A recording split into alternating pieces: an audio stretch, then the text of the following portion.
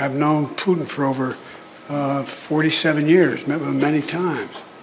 I remember when I met with him in the off period between the time that we were elected and before we were sworn in. Or just after we were sworn in. Actually, before we were sworn in. No, that's true. Just after we were sworn in early February.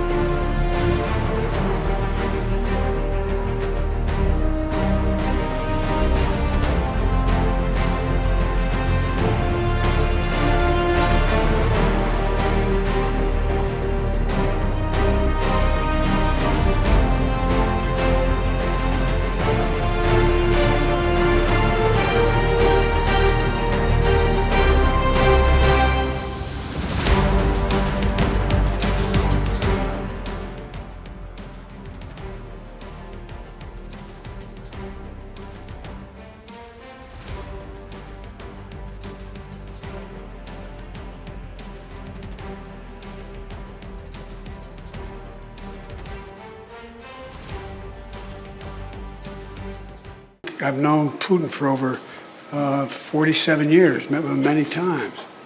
I remember when I met with him in the off period between the time that we were elected and before we were sworn in.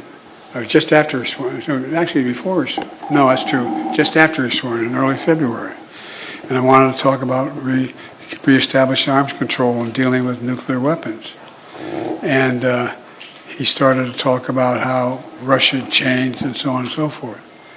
And he talked about he has 8 time zones. I said, yeah, 8 time zones around the Arctic Circle.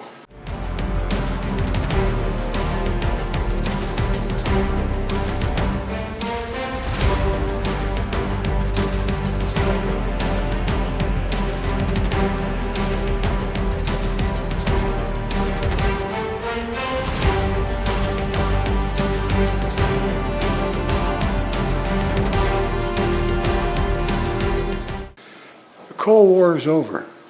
The Cold War era is over. We're in an entirely new era. Everything's changed. Not because of any single woman or man, because the nature of things that have changed.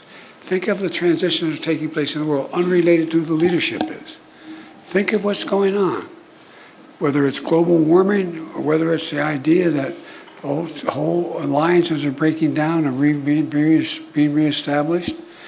And it seems to me that our safety depends, and security depends in large part on who our partners are, who our allies are. They matter. So you're going to need a position that have to deal with. One of the things I'm proudest of is I've rebuilt NATO.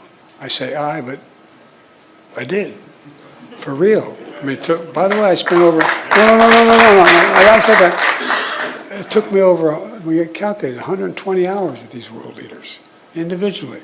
Speaking to them individually, why it was important. We get 50 nations to support us, our efforts in Ukraine. Why? Because the world's gotten so damn small.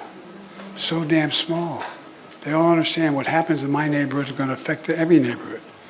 We're putting together alliances in the South Pacific, in the Indian Ocean, the Quad. Did anybody ever think we get India, Japan, Australia, United States in one organization? The point I'm making is everything's changing.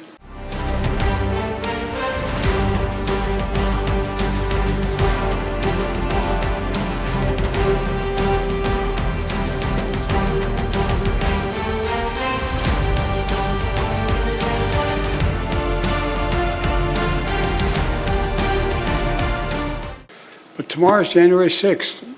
Tomorrow's January 6th. We gather to certify the results of a free and fair presidential election and ensure a peaceful transfer of power. It's a day that most of our history took for granted the 6th. But I hope we never take it for granted again. 4 years ago, January 6th, this Capitol was attacked by a violent mob. If you come over to the Oval before I leave, I'll show you the room that the former president sat in for 3.5 hours watching what was going on television, the small dining room off the Oval Office. I think it's important to restore basic conditions. Last time this occurred, this transfer of power, the losing party never even showed up. Never even showed up and everybody understandably says to me, why are you being nice, Joe? Why did you have him over to the office for 2 hours? Why are you cooperating? Because the rules matter. The institutions matter. The safeguards matter. They really matter. And look, the core traditions we've long respected in America, certifying an election, is attending an inauguration of an incoming president. And this is all part of the tradition we have to begin to restore. And I hope you too will work to restore the traditions to keep this country stronger. Let me, we can never forget democracy. With everything's possible.